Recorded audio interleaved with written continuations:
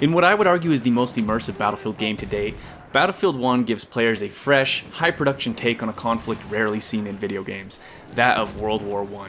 While historical accuracy and authenticity were left at the door, it can't be argued that the game is absolutely dripping with atmosphere, character, and a unified art direction.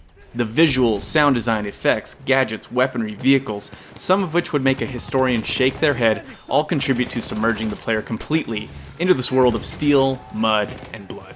As we prepare for a new Battlefield in 2021, I wanted to revisit this classic and talk about what makes Battlefield 1 the incredibly immersive and beautiful shooter that it is. The single word I would use to describe Battlefield 1 is grit. You can almost feel the grit in your teeth as you storm a beachhead or crawl through a trench, gun coated in mud, trying desperately to stay low and out of the sights of enemies.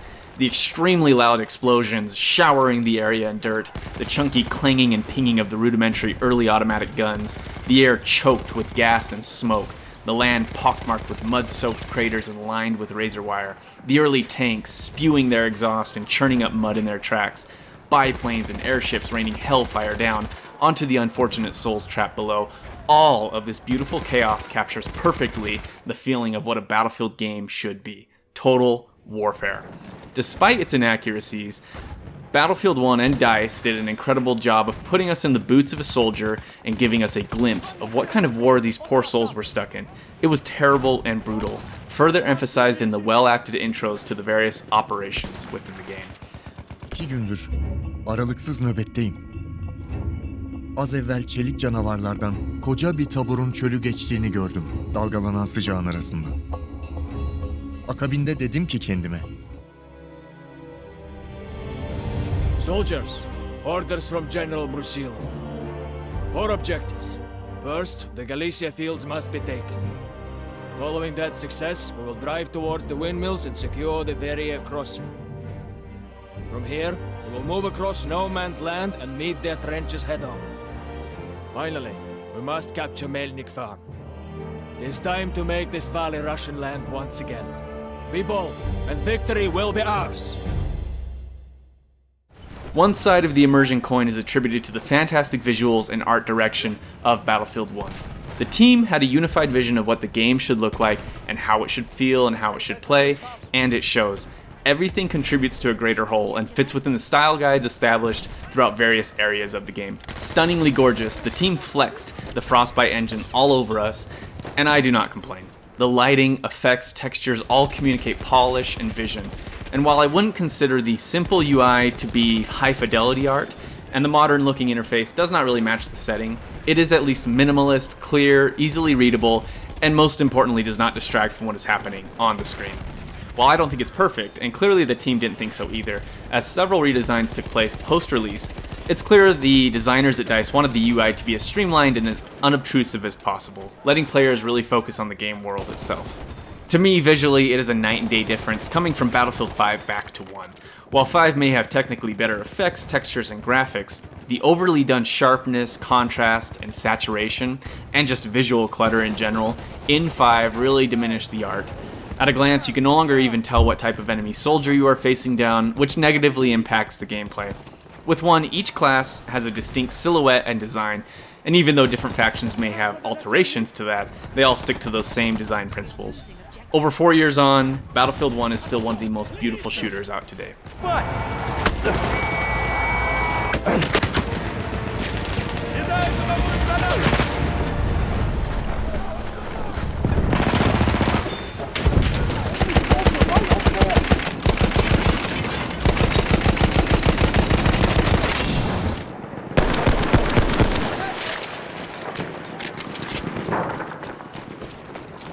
The other side of the Immersion coin is the masterful sound design of the game. DICE somehow topped themselves again, building on the incredible sound engineering of previous Battlefields to create a true masterpiece. Just listen to this shit.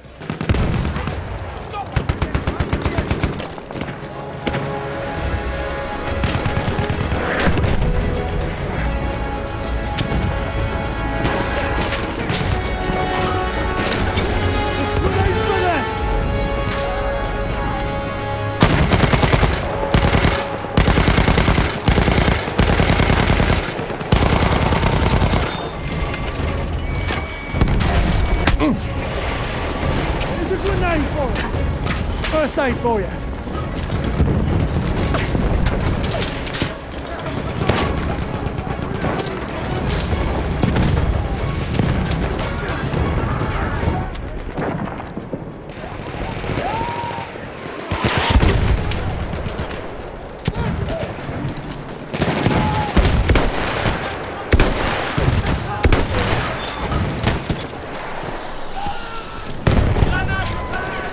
We are losing objective butter.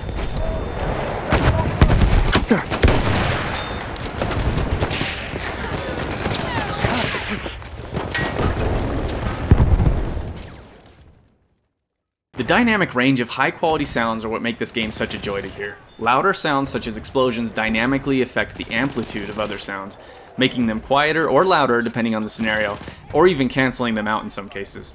This combined with techniques to crossfade the mix, so sounds come in differently from various distances and environments, lends authenticity and realism to the soundscape happening around the player.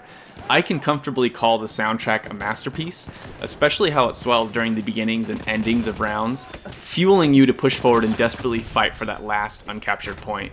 The sound design is truly unparalleled in this game. Now onto the gameplay. Battlefield 1 offered a unique experience when compared to its predecessors, and multiple gameplay changes were seen, for better and for worse. When evaluating the gameplay changes, we have to consider what kind of game the developers were trying to make.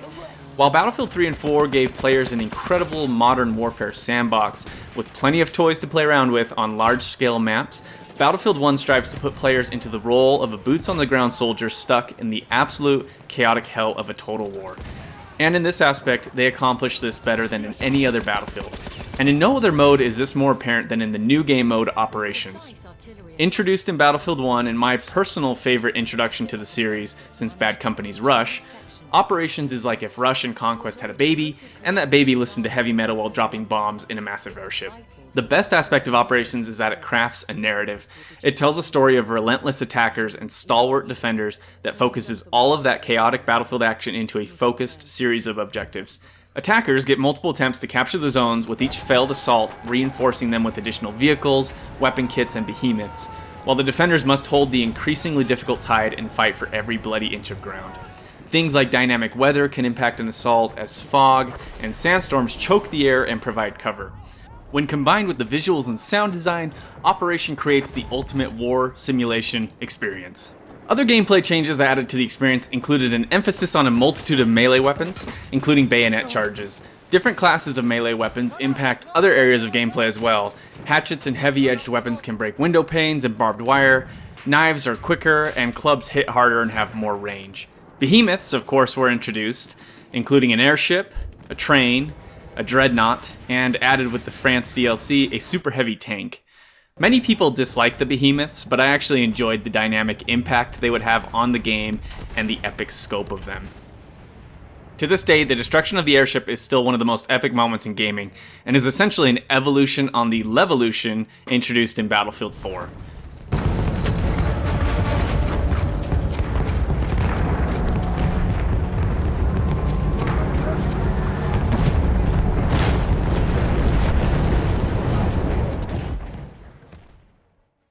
However, the gunplay was changed drastically from previous entries, which makes sense given the differences in weaponry and the time period.